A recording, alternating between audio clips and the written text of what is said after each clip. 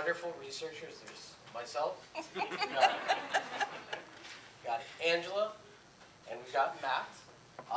For those of you who don't know me, I'm John Thompson. I'm with the National Hybrid Schools Project. I'm a professor at Kennesaw State University, an economics professor, though that's for conversation for a different time. So today, we're going to be looking at some of the extant literature, some of the work that's going on within this sphere, looking at studying hybrid schools, looking at categorizing them, classifying them, and some of the recent work that's looking at trying to hit on some of those points that we've heard as being of interest to you. So things like looking at characterizing success. I'm going to start us off. I will be presenting some work here, looking, see if I can get this go from the screen, there we go, at the results of last fall's survey. So this was our National Hybrid School Survey we sent out in the fall. I'll be previewing for you today the results from that survey, and you can look for it at the end. There will be a QR code that has access that will link you to all of our ongoing research, as well as all the reports we produce off this. There is a report coming out on this, should be out hopefully by the end of next month. So, in fall 2023, the National Hybrid School Society distributed its third annual survey on the landscape of hybrid schools. In this case, we administered the survey to all of you who provided us, gratefully, your email addresses, as well as any additional school administrators who we were able to identify. So those of you who signed up, your friends, your colleagues, your peers, anyone you knew about. And in this case, we had 72 schools, or 72 administrators, across 29 states agree to take part in our survey. If we look at the geographic distribution, you'll notice, or if you're familiar with any of our prior work, you'll see we picked up a few additional states here. So we're getting decent geographic coverage in terms of our respondents. We've got respondents coming from as far northeast as Maine. We've got them coming from as far west as Hawaii. We've got, in many of these states, only 1 to 2 schools responding, but there are states like Georgia, Florida, and California where we've got enough of a sample there to be able to say something much more meaningful about what's going on in those states. When we look at how the sector is doing by those metrics that we're observing here, sector, unsurprisingly, is growing, and it's continuing to grow. We've got both increases in the number of schools who are listing themselves as being founded in recent years, and increases in average enrollment at our respondent schools. In this case, average enrollment went up from about 194 students last year to almost 250 this year. And when we look at that enrollment increase, the majority of it is concentrated on those sort of K through 8, those elementary and middle school levels. That's not necessarily surprising, as many of you are familiar. When we look at enrollment trends in general, most of the enrollment in hybrid schools does occur outside of high school. It's not to say high schools don't exist, but they are less heavily utilized. And when we look at the average school within our sample, the average school here is about 12 years old. And despite being about 12 years old, we have almost a quarter of our sample that was open basically since 2019 or since that 2020 shock. Here we've got a graph showing you really quickly the average school founding year. We will see we've got a couple bumps, specifically in 2004, and another bump sort of after 2019. This red line here is just a line of best fit, showing you the relationship between the age or the year that we're looking at and the number of schools that opened, suggesting that the opening of schools is increasing over time. When we look at grades served, like I said, the majority of schools within our survey do serve grades K through 8. Most schools here serve a variety of different grades. We've got a number of schools that are serving all grades K through 12, but more often than not, we see schools specializing within a certain subset of grades. So either K through 5, K through 8, maybe K through 9, but not necessarily all 12 grades simultaneously. We look at average student enrollments. We do see that these have increased over time rather dramatically. So part of the reason for that here was we had an uptick in larger schools responding to our survey. might slightly upwardly bias our results. When we look at average enrollments across states, we will see that the majority of these large enrollment schools are located in states like California, Utah, Arkansas, and Georgia. Places like Georgia, where we had a high number of respondents, the majority of these schools are relatively large schools. You can see the blue part of this survey of these bars represents the amount of students enrolled K through 8. That blue bar is significantly larger than the red portion. That's just the high school enrollment. So the majority of the enrollment is still made up here of those elementary and middle school age children. When we look at the purpose of these schools, we do still have a majority religious proportion of schools. So in this case, almost 68% of the respondents to our survey identified their school as having an explicit religious orientation or purpose. When we look at the type of purpose these schools display, the majority of them do identify themselves as broadly Christian, so not any specific denomination. When we look at the proportion of our respondents who identified their school as having a religious purpose or orientation, this hasn't changed dramatically from year to year. In fact, it's been pretty stable since our first survey. So it suggests that that's probably not just a sampling artifact. When we look at those broad religious affiliations in general, here we've got the breakdown. We will see that the majority, that blue wedge, represents schools that are broadly Christian, whereas the next largest wedge, that maroon one, represents schools with no religious purpose. Between these two, that makes up more than 2/3 of our sample. So those are sort of the two most populous categories. There are a number of other faiths represented within this, but again, sort of a broad Christian religiosity is the most populated one here. When we look at curriculum models, so within our surveyed schools, the most popular curriculum model in this scenario was the classical model. This was a bit of a break from our previous research. Typically, we had the regular comprehensive or alternative models being relatively popular in prior years. In fact, that regular comprehensive model did have the largest number of schools identifying that as their curriculum model, as well as the highest average student enrollment. That trend has changed this past year. When we look at average student enrollment, we are still seeing that regular comprehensive model still has the highest average enrollment, but it's no longer the most popular school model type amongst our sample. Typically, I should point out as well, that alternative under their enrollment, 283, is in fact higher than the regular comprehensive, despite those two together making up a pretty good majority.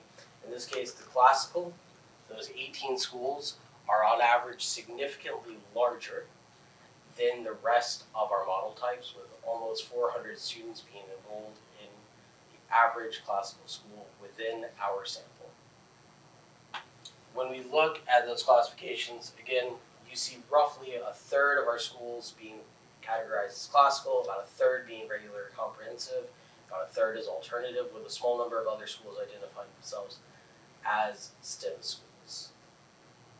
When we look at student classifications, we do still have a majority of schools classifying their students as either students enrolled in a school or homeschool students, depending upon the states in which they reside. This is largely driven sort of by the homeschool regulations within a state. The variation, again, largely driven by those state level variations. And in this case, we've got almost half of students are categorized as homeschool, whereas just over a third are going to be as students enrolled in a school. If you look at those demographics state by state, you'll see in states like Virginia, Ohio, and Mississippi, almost all students are homeschool students, whereas in states like Tennessee, Pennsylvania, Utah, we've got students enrolled in the school. A lot of this is being driven by those differences in homeschooling. If we look at tuition, for the majority of the schools within our sample, or for the average school within our sample, tuition was about $3,750. This is a lower tuition rate than we had in prior years, and appears to be largely driven by a greater number of schools charging no tuition. So as I pointed out earlier, we had an increase in schools from California, in this case, responding to our survey this past year. If you're familiar with hybrid schools in California, the majority of those schools are publicly funded charter schools, which don't charge a differential tuition. So that's part of why our average tuition has fallen. When we look at average tuition rates across states, we see that Georgia has the highest average tuition of almost $8,000, whereas of those non-zero tuition states, Michigan has the lowest average tuition of about $1,800. So here we've got a quick bar graph showing you those same values. When we look at the actual day-to-day implementation, we do see that the majority of hybrid schools within our sample here have students attend in-person classes 2 to 3 days per week, and that average number of days per week of in-person instruction does vary on grade level, based off grade level. Typically, high school programs or programs that offer high school instruction have students attend more frequently. Those are going to be 3 to 4 days per week on average, whereas these elementary and middle school based programs have fewer days of in-person instruction per week. So here, just a pie chart showing you those same values. All right. And finally, where I'm going to end off this little bit here. One of the last things we did in this survey that we think is really useful towards trying to address holes within the literature examining these problems is we included some additional experimental questions to try and look at characteristics of schools that are associated with what we would define as success. You've heard, or I've heard at least this weekend, lots of people talking about how it is we go about defining what's success for a school, what's success for a student. Maybe the traditional or conventional measures of success aren't the appropriate ones we should be striving for within this context. To get at that, we did two things. First thing is we looked at a contract. So Matt's going to be presenting some work there looking at sort of the characteristics of hybrid schools that administrators believe represent successful schools. The other interesting part we did was we looked at feelings towards ESA programs. So if you're not familiar with an ESA, that's an education savings account. Those are programs in which public funding is made available for, in this case, hybrid schools based off a variety of different conditions. And we're going to have some additional work later, not today, but available at our website, looking at the results of this, but to sort of briefly talk about what we found there. We do find that in general, respondents to our survey suggested that when we look at attaching requirements to ESA programs, so in other words, making them either require some additional guarantees, either things like providing standardized testing, not allowing statements of purpose or statements of faith when hiring a teacher, basically any additional requirements to make it some regulatory body have greater autonomy or control over your school. That did in fact reduce the likelihood of administrators being in support of ESA programs. One of the things this is suggestive of is that from a school leader perspective, that requirements or putting additional regulatory constraints on leaders is likely to make them less keen on accepting additional outside sources of funding. For the majority of you in this room, if you operate a school, if you're a founder, this may not be at all surprising to you, but from a researcher and policymaker's perspective, when we think about sort of, well, if we offer you money, even if that money has strings attached, we think you might be likely to take it. This research sort of exactly backs up what you may be thinking, finds that, in fact, those strings have direct consequences and make founders significantly less likely to accept that funding. With that in mind, I've got a link here to what's going to be the full report, which should be available again by the end of next month, Additionally, you'll find at this QR code a link to all of our ongoing reports. That's going to include additional surveys we've done in prior years, as well as research looking at teachers and facilities. I'll encourage you as well, when you get a link or an email from us in the fall, asking you to please fill out a survey. Your responses do dramatically matter. They directly influence all of the work we're doing here. So if you see our findings and you say that those findings aren't necessarily representative of your school, I'd encourage you to be sure to respond to this survey in the future so that we can capture the characteristics of your school and be sure that we're accurately reporting all of those things. Thank you.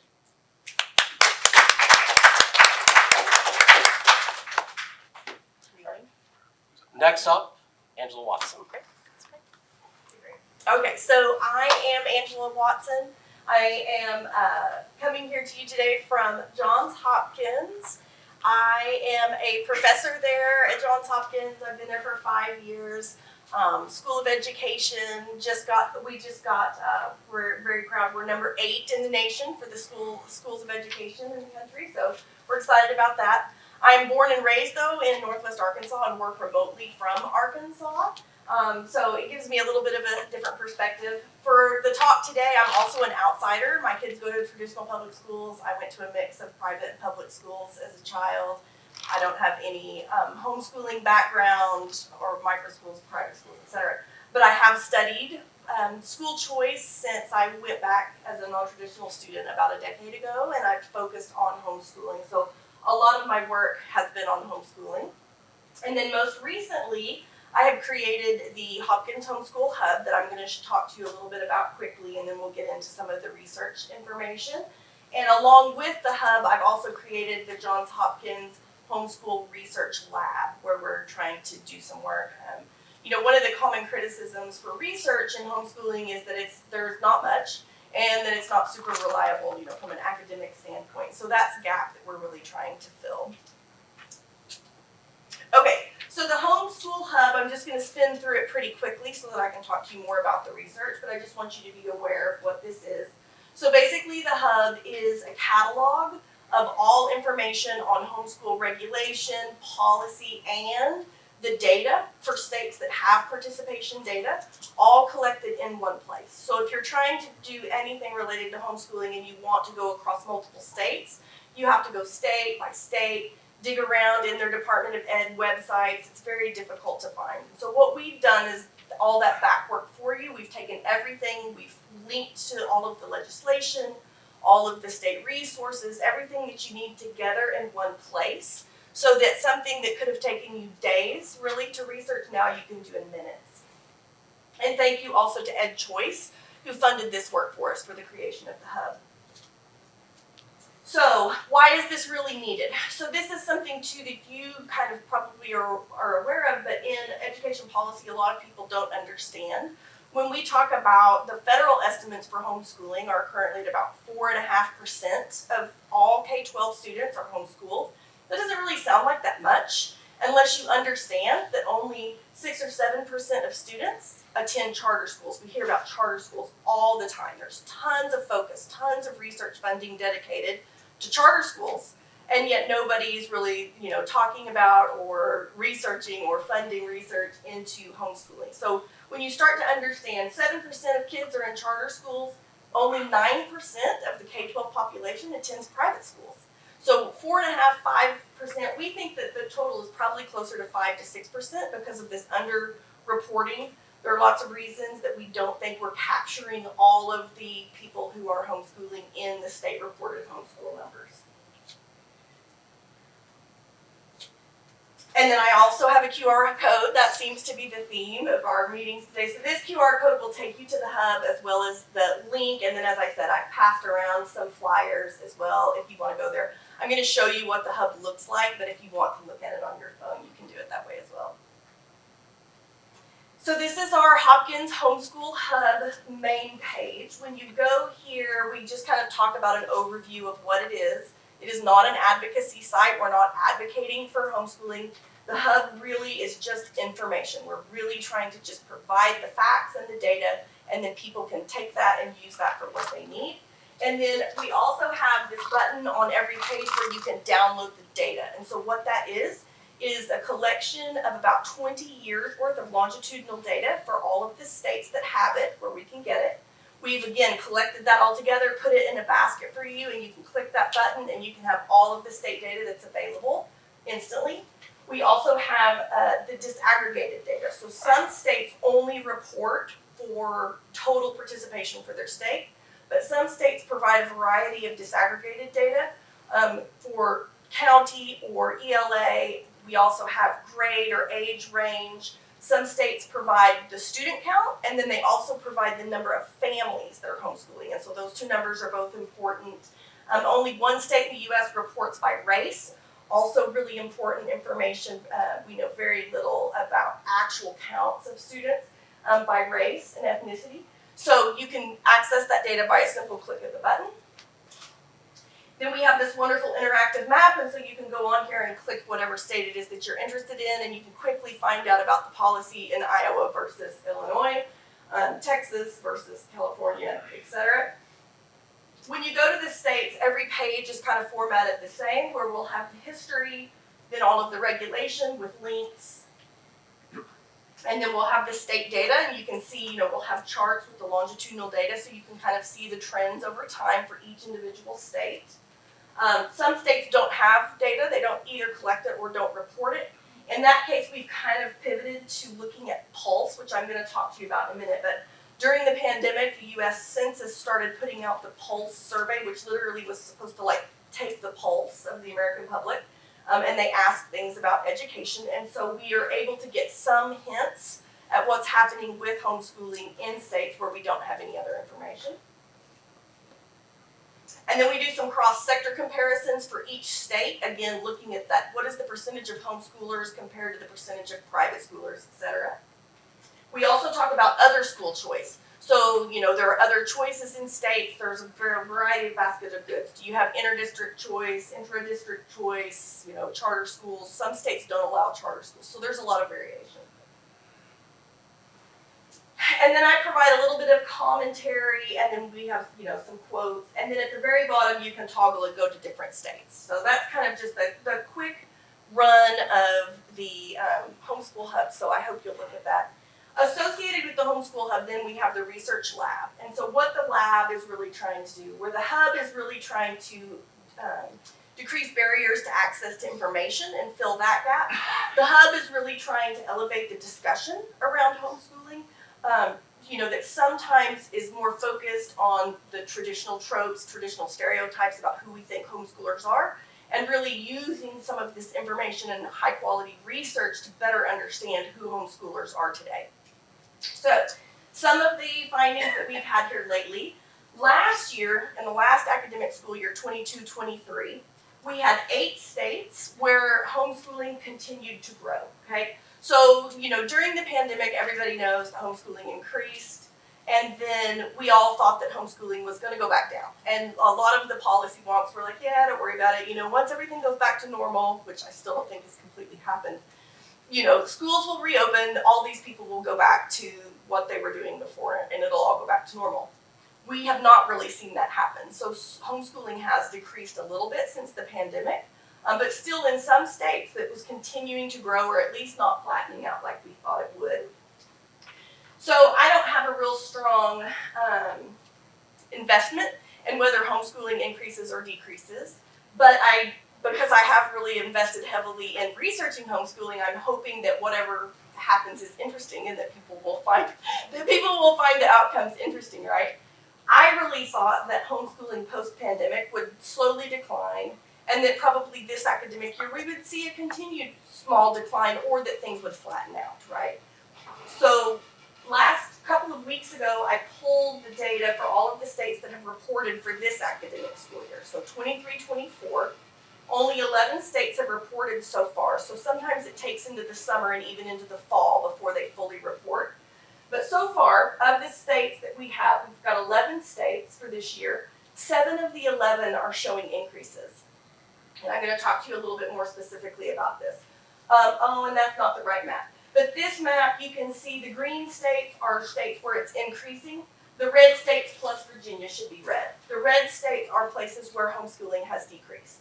But more than half of the states are showing increases for this year, which I didn't expect. So I was super excited when I saw that, because clearly COVID stressors or whatever was happening during COVID that increased homeschooling is not happening now. So this new growth is something else, in my opinion. Okay, so 7 of the 11 states we see that homeschooling is growing. In some states it's only like 2%, but in some states we have 24 to 29% growth in a single year. That's about the equivalent of the growth during the pandemic. This is big growth for these few states. Now, as more states report, the overall trend may change, whether we see overall growth or not. But whatever other states do, it's not going to change this 29% growth, 24% growth, 10% growth in some of these states. 3 of the states, Louisiana, North Dakota, and South Carolina, reported the highest ever homeschooling counts this year. That means that there are more students homeschooling in those states today than there were during the pandemic, at the height of the pandemic. Also super interesting to think about. And then in 5 of the states, so 5 of these 11 states where we have growth, they are rebounding from post-pandemic dips. So what that means is that after the pandemic, they hit a high during the pandemic, they went down, they're going back up. That to me is even more impressive, that something else is going on here that is causing that type of increase. So in some states like Florida, we never saw a decline. So Florida hit a pandemic high, and then post-pandemic, it slowly continues to increase. Still is increasing. I think we haven't seen the numbers for this year. My bet's that it's still increasing. But these 5 states, we saw a dip and then a rebound the next year. So that's really an interesting finding to me. Around the growth, the limitation is overall, we don't know whether it will be a net growth for the entire country, for what we have of the country. But regardless, I think these rebound findings and the highest numbers ever are super, super interesting, and we'll be excited. We'll be following it closely to see what we see, in the coming months. Which state was 29%? I can't remember offhand. I know Connecticut was one, and so I had an interview, it'll come out the week after next, with Paul Peterson at Harvard, asked me to talk to him about homeschooling, and so I shared some of this with him, and he was like, well, it's really not that impressive, and he really wouldn't even talk about it, because when you average it all together, it's only a 1.5% increase, homeschooling. So for the 11 states, averaged together, it's 1.5%. Which isn't that exciting. But the reason for that is that in these 11 states, Georgia's huge, and I think Georgia and Virginia both had really huge numbers, and so they were driving the percentages. So I think it's important, one of the things I'm going to talk about in a minute is where we look, right? If we're looking at national averages or state averages, and where we're kind of looking at where this growth is occurring. But like Connecticut, only has 3,000 students that homeschool, but theirs increased to 4,000. That's a huge increase, right? But it's a small number, but it's also a small state. And so we kind of have to consider what we're looking at here. Okay, so other work the Hub is involved with right now. We're working on expanding. So the original basket of goods was the 50-state catalog. We have since then added a special page on the intersection of homeschooling and gifted education. We're working on one on SPED access, which students with special needs who are homeschooled, the access that they can get from their traditional public school system or any kind of services varies widely by what state you live in. So we're looking deeply into that and considering, how legal that is. Also access, and so by access, similar idea. Homeschool students, whether or not they can play sports at their local public school district, can they be in the chess club, can they take chemistry class? So we're looking into what that looks like across the country. Again, it varies widely. Trends by, demographics. So we're looking into the Pulse survey. We can see in Pulse, what's super interesting about it is that we can see by state, which is unusual. Usually we get these national averages, right? Well, it's problematic if what I'm saying is a concern where Connecticut doesn't pull the same kind of weight that a state like Georgia does. We get kind of a flawed perception of the growth at these state levels. Pulse, though, the numbers seem to be off. So we're seeing really high percentages of parents reporting that they're homeschooling compared to what the state says. So there's a big discrepancy there that we're trying to figure out how to rectify. Like if these surveys are not accurate and we pretend that they're accurate, then that's a problem. If the surveys are accurate and parents are not mistaken that they're, public schooling when they say they're homeschooling, then the states are underreporting or there's some sort of problem there. And so we're trying to figure out what's going on there. We've also had a grad student looking at trends by age. So anecdotally, it looks like the growth during the pandemic was with younger grades. And indeed, when we looked at across the few states where we do have disaggregated data by age or grade, it does look like that's the trend, except it's not universal. Every state is different, and so we have a batch of states where that's not the case. We see larger numbers at 10th, 11th, and 12th grade instead of in the younger grades. Black and Latino homeschooler growth is a huge thing. Lots of growth during the pandemic and post-pandemic. Little is known. We're really interested in like the grassroots aspect of these communities and how they're learning to homeschool, how that growth is happening, and we've been working with some leaders in those communities, trying to get some data and some information from them. Looking at state policy and regulation changes over time as well. And then we also have the research lab, and again, we're trying to do high quality researchers at high quality institutions doing high quality research, and collaborating across so that we have a larger number of researchers doing this work as well. And so again, we're looking at this growth that, with concern about national averages versus looking at states and then also urbanicity or locale. So someone asked me lately about North Carolina. North Carolina has the highest percentages of homeschool population in their state except for Alaska, which is the highest in the country. But their homeschool population is around 8 to 9%. And we're like, what's going on in North Carolina? Nobody knew. Nobody that I can find knows. And so we thought, well, they have two major military bases. It makes sense that maybe military families homeschool at higher rates. Maybe that's what it is. So I put a grad student on that to look at, in North Carolina, we do have information by district or county. And so she started looking at the counties and seeing, it turns out that it's not the military bases. They actually have lower percentages of homeschoolers in those areas. It's the rural areas, right? So the rural communities have like up to into the 20%, 25% of their K-12 population is homeschooled. And so thinking about where we're looking for this growth and these averages and how we're reporting, because overall, right, Harvard wasn't super impressed with my 1.5%. But when we start talking about 29% in a certain state or 20% in a certain county, the conversation changes a little bit. I've also, we've been talking a lot, particularly with the Black and Brown community, about these push and pull factors, about what is driving people to homeschooling. And so I heard, some of that, like in the lunch talk, I wrote down, so like in the lunch talk, there were things about like dream and vision and spirit and careful planning. But then also at this conference, I've heard people talk about, look, man, we're just building a plane while we're flying it. I started my school with $20 out of my husband's, wallet to put in my bank account. And so thinking about this push and pull, and that some communities are pulled to this lovely idea of this wonderful thing, and other communities are pushed out of whatever it is that they're doing, and they're having to do this thing, in the moment. So we're starting to look at that a little bit as well. The regulatory climate change, what that looks like, that's ESAs, looking at how that's changing things. Historical homeschooling, how homeschoolers that are, I call them modern homeschoolers versus old school homeschool. But the modern homeschoolers look different. Like things are becoming a lot more diverse than they were even 5 or 10 years ago.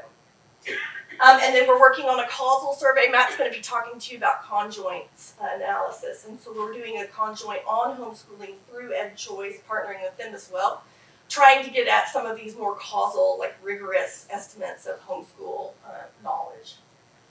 And then accreditation. I've heard tons of accreditation talk today here as well.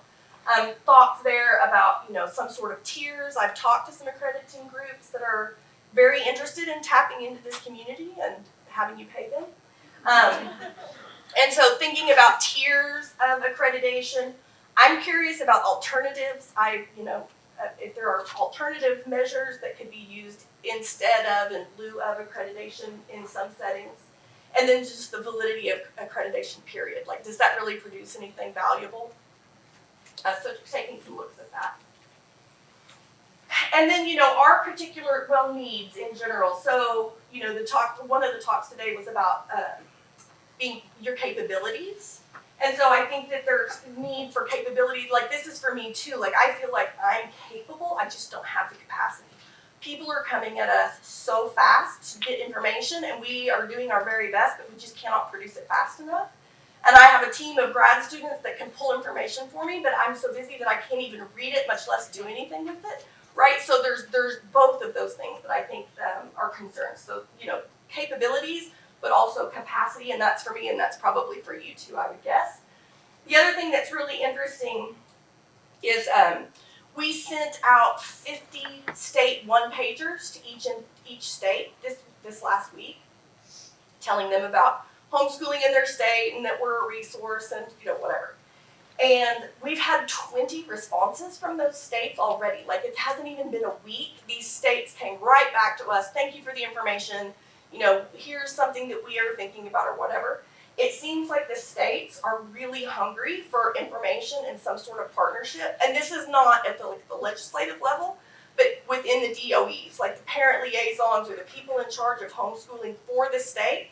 I think they're getting hit hard with questions from above and from the communities about what's going on with homeschooling. And I don't think maybe same issue, like I don't know if they have the capability or the capacity to answer that. So I think they're looking for some partnership. And then finally, we have an issue coming out, a special issue dedicated just to homeschooling in the Journal of School Choice. It'll be coming out this fall. So that's a big thing. It'll be filled with research specific to homeschooling. And then the Homeschool Research Lab is going to be convening a roundtable in the fall with a variety of policymakers, bringing people together and literally sitting around a round table and trying to figure out path forward and best practices around all of this growth. So those are kind of things we're working on at Hopkins, and we're very interested in partnering. If anybody has any suggestions, if I'm not thinking of things you're thinking of, please let us know, because we come here, I came here to present, but I was coming here anyway because I really get a lot of value out of listening to all of these conversations and hearing what people are doing and seeing all the changes like in real time. So thank you very much.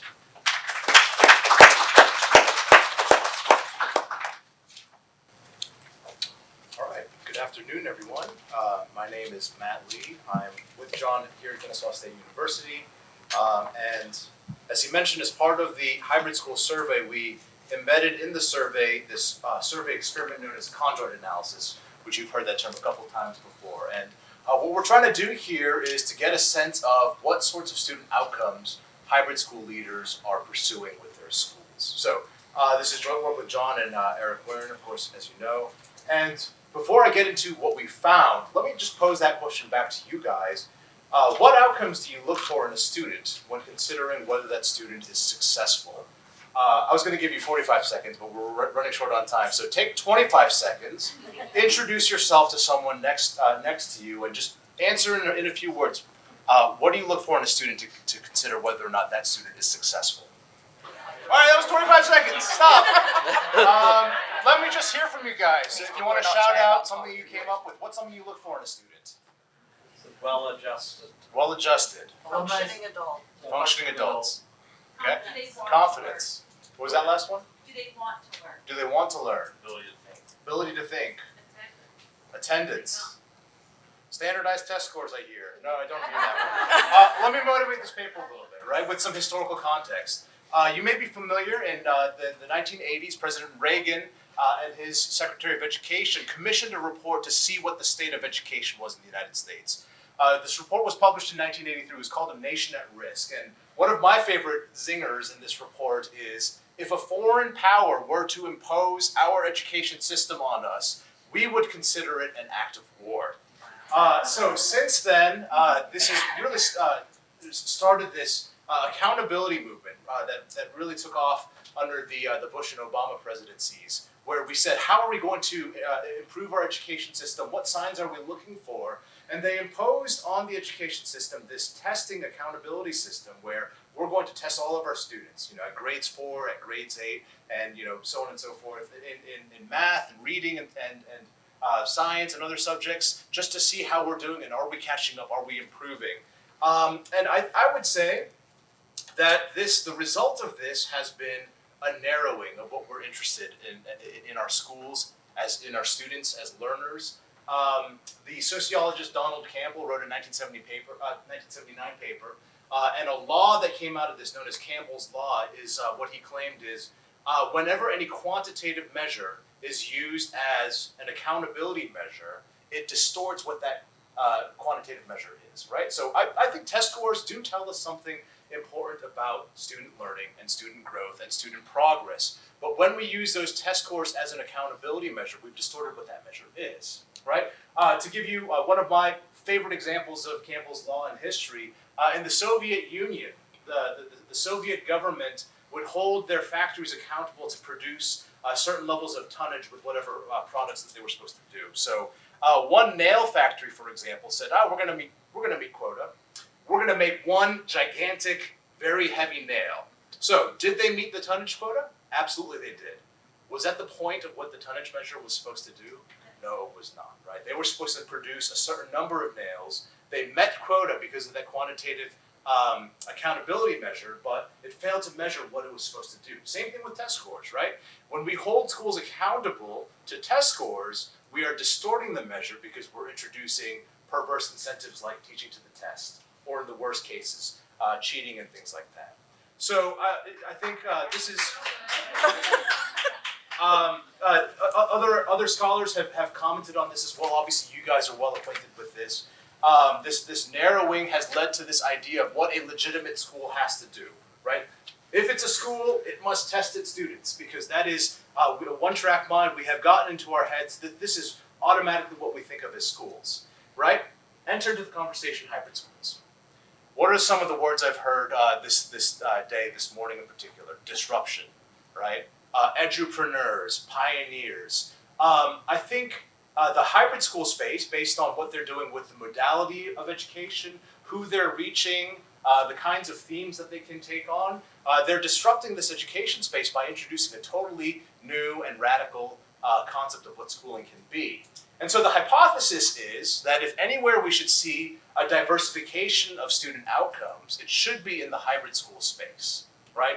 If we're seeing an excessive focus on test scores as an accountability measure, where should we be seeing that reversed? I think we should be seeing that reversed most clearly in hybrid schools. And so to study this question, as John talked about the National Hybrid School Survey before, we embedded into this survey something called a conjoint analysis. So this is going to be a little bit technical, and I'll try to explain it as clearly as possible. This is something that's commonly used in marketing and political science research, and it's used to study some multi-dimensional candidate, policy, or product, right? So this is an election year. You will probably have multiple candidates to consider when you go to the ballot box to cast your votes. These candidates all have different characteristics in terms of maybe their social policy position, or their economic policy position, or their foreign policy position. And so on and so forth. You have to consider all of these factors together when you cast your vote to say, I want to vote for candidate A, or candidate B, or candidate C. We can do the same thing with our students, right? When we think of students, I just heard maybe half dozen or more different answers from you guys in terms of what are the things that we consider when we try to understand whether or not a student is successful, right? Student learning, student outcomes, that's multidimensional. And so this conjoint method can be used to study this sort of research question. So what we did is, for the school leaders who responded to the survey, the respondent was presented with 3 hypothetical students, and these students had randomly assigned student outcomes that were assigned to them. And the school leader had to say, among these 3 students, hypothetical students, I would say that student A is the most successful, or student B is the most successful, or student C is the most successful. Okay? Let me give you a concrete example of this. So in particular, we looked at 6 different student outcomes, standardized test score outcomes, college matriculation, civic outcomes, family outcomes, religiosity, and labor market outcomes. And then you can see that each of these had different levels that were randomly assigned to each student. So for example, with standardized test score outcomes, one of the outcomes that could have been assigned was that the program does not collect test score data, or that the student had above average or below average test score performance. College matriculation, many students do not go to college or university, or they go to local four-year college or university, a prestigious faith-based, a two-year college program. For civic outcomes, we looked at whether graduates tended not to be involved in civic life, or if they gave to charitable causes, volunteered, or voted. For family outcomes, graduates tend to put off marriage and having kids, or they were married, they had children, or the combination there, they were married with children. For religious outcomes, if the program, if graduates tended not to be religious, or if they were nominally religious, if they were involved in a religious community, or if they were actively involved in a religious community. And then finally, for labor market outcomes, if graduates tended not to be employed, or if they were entrepreneurial and maybe starting up a business, if they were gainfully employed, if they had a high-paying job, or if they worked what we call the meaningful but low-paying job. So in practice, what did this look like? This would have been kind of a card that a respondent could be presented with, okay? They would have the question and they would say, think about these three hybrid school programs. If graduates tended to have these characteristics, which of the three would you consider the most successful? And they would have to weigh all 6 of these factors at the same time and say, I think, hybrid school A is the most successful, or B, or C, or so on and so forth. So I won't go through the analytic sample, which John talked about in great detail in terms of what the average hybrid school in our sample looked like. And unless there's anyone dying to talk about Greek, I'll skip over the empirical strategy as well. Here are our main outcomes. So the technical language for this is these are average marginal component effects. So as the dots go further to your right, they would tell us that the school leader considered it more heavily in saying this contributes to student success. And then further to the left, it would be opposite. It had less of an influence or even contributed to not being selected. And I'll look at these in more focus one at a time. But the overall finding here is that civic outcomes, giving to charitable causes, volunteering, and voting, religious outcomes, being involved in religious community, and labor market outcomes, the kind of employment that students tended to have, these were the things that tended to contribute most to perceived success. So let's go through these one at a time. First, test outcomes, big surprise here, do not meaningfully contribute to perceived success. The omitted category here was that programs do not collect test score data, and everything else was relative to that kind of negative, actually. The only thing that was statistically significant was below average. So if students were really struggling on tests, this was kind of a warning sign. But if anything, not collecting this data in the first place was considered the more successful thing to do. Above average scores didn't matter. If you had below average scores, maybe a warning flag, but there seems to not be evidence that test scores meaningfully contribute to perceptions of success. College matriculation. Outcomes do not meaningfully contribute to perceived success. You see, all of the estimates here are very close to 0, and none of them are statistically significant. So it doesn't matter if the program doesn't really send students to college, if the students tend to go to a four-year, a public, a private, a religious, a prestigious, doesn't matter. This was not a factor that school leaders considered when saying that a program was successful. Here's where we see our biggest effect coefficients. Religious outcomes produce the greatest effects on perceived program success. Now we have to consider, as John talked about, 2/3 of our hybrid school sample has some sort of a religious affiliation, right? And so these are religiously inclined schools and probably families in the first place. And so accordingly, we do see that these have the largest contributions to perceived success. Nominally religious did not contribute to being more successful, as I think we would hope. If you were involved in a religious community, that increased the likelihood of being selected by about 30 percentage points, and then actively involved, that increased likelihood of being selected as successful by about 55, 54 maybe percentage points. So huge effects estimates here. Civic outcomes consistently contribute to perceived program success. And it seems like the effect sizes were about similar in magnitude. So whether graduates are contributing to charitable causes or volunteering or voting, school leaders looked upon these favorably and saying, yes, if our graduates are doing this in later adulthood, we think that they are successful in life. And then second to last, school leaders also considered labor market outcomes.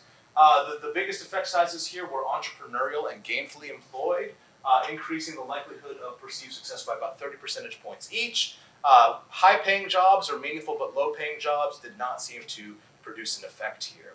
And then finally, marriage and children matter, but only together. If you were married, tended to be null. If you had children, tended to be null.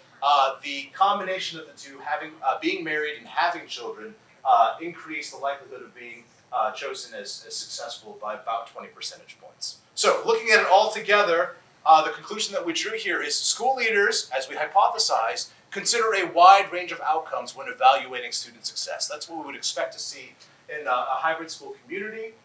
Again, the largest effect sizes were religiosity in blue there, but you can see this is striped with a bunch of different colors here. So labor market outcomes in green contributed to success. Civic outcomes in orange contributed to perceived success, and then also your family outcomes and your test score outcomes were considered as well. So putting it all together, this is the slide you want to take a picture of. Hybrid school leaders consider a wide range of student outcomes when evaluating perceived program success. By stated preferences, hybrid schools are pursuing meaningful, albeit hard to measure outcomes. And I'll just reveal a bias that I have as a researcher. Kind of the point of this is to demonstrate to policymakers the futility of trying to come up with some quantifiable measure to hold schools accountable. All of these things I think are meaningful and have social benefits, but they're difficult to measure, unlike test scores.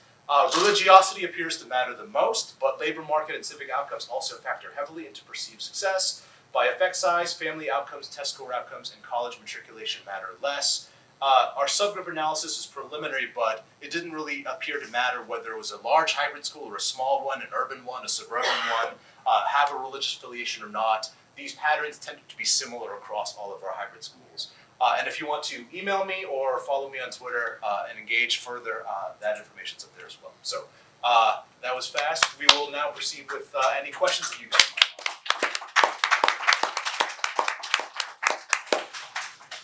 You did say to engage on Twitter. Yes, ma'am. All right. Yeah, I'll lead chair. All right, so we'll now open up the floor to questions. Start over here. Okay, I have two. These are like probably really minutia because I'm like from a methodology place. But for you guys, so this is all from the same data set. John's and mine, yes. Yes, so this is just people that are doing work in this space. Yes. Right? Do you? And this is the thing that will come out later. I make sure I'm connecting all the dots. Later in The screen? conjoint bit will be released separately. So most of the data that John presented, yeah. Okay. Then I lost my train of thought on that. But okay, so there are two different studies, and is this piece already out or coming?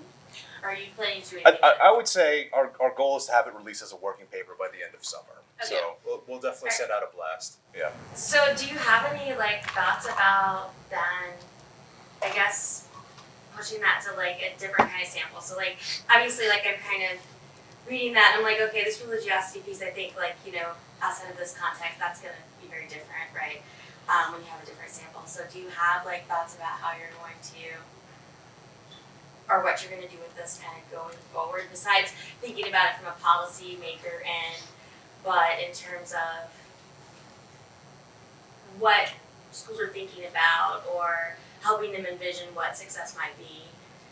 Have you thought about where you may take that? Yeah, that's a great question. So methodologically, the upside of a randomized design like this is high internal validity, but then it's, as you're saying, low external validity. It's very dependent on the sample. And so I did replicate that part of the analysis with some other researchers looking at low-cost private schools. So there's some overlap with hybrid schools, but a slightly different sample. And then we've got some plans to replicate this study once again with Georgia charter schools. And so I think the idea is by replicating it in different contexts, we can gain a fuller picture of what are schools in general doing, and then how are these different school types distinct from each other. Well, that's why I was wondering. So like that's kind of a fascinating way I think to think about success and how people kind of validate these different, or not validate, but to look at these different pieces, different factors of it.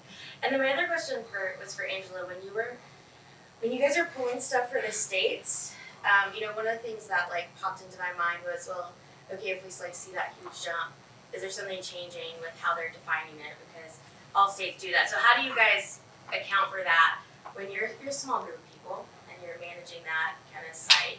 So like, how do you factor that into data you're putting out? So we just report the numbers that the state reports. So whatever flaws the state has and whatever differences in flaws the states have across states, Right. I can't control for Yeah, that. because it's like So it is what it is. But it is a question, right? Because these micro schoolers, hybrid schoolers, what bucket you're being put into, and I think that in some contexts, so Georgia is one of those, people will homeschool as homeschoolers, right? Legally registered as homeschoolers for the state until 8th grade, and then they switch to private schooling. They're still homeschooling. They're still schooling from home, but they're legally counted then as being under a private school, so they can graduate from an accredited high school and get a college scholarship, right? So that same person is changing buckets in the sample over time. And yeah, we can't account for that. But I mean, it may be part of this problem that we're seeing with these pulse surveys or various surveys, that these numbers aren't aligning up and we're having trouble squaring the numbers. Well, yeah, and I think about places like Texas, which is where we came from. You don't register at all. Right, You can yeah, have we a don't know baby anything and they about don't Texas, even know right? your baby exists until they, besides a birth certificate, right? Like a school system doesn't know they're there. Right.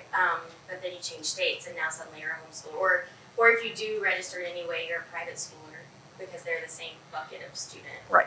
It's tricky. It's Okay, tricky. Yeah, so I it's, just wondered, and so really it's not, you're just kind of reporting on what the states are Yep. reporting right now. it's super imperfect, yeah. Yeah, and no, to your earlier question, I was going to say too, when Matt first started telling me about some of these outcomes, so we did a survey on in charters. It wasn't an experimental survey, but the charter parents in this, we were in Kansas City, Missouri, also don't care about, they want their kids to graduate high school. They care about safety and their kids' happiness, and they want their kids to graduate high school, but they don't care about tests and they don't care about college. And it was very similar results to what Matt found in this survey. And I think there's a shift, maybe not necessarily away from testing altogether, like throwing testing out completely, but more measures of success. People care about different things. So I am going to go ahead and apologize. We have hit 3:15. Oh, So that is the end of our session. Oh. However, I think all of us are going to stick around for a little bit. So if you have questions, please come up and talk to us. I wanted to thank you all again for coming out to see us while we presented some of the ongoing work. And I hope you have a wonderful closing session of the conference. Thank you.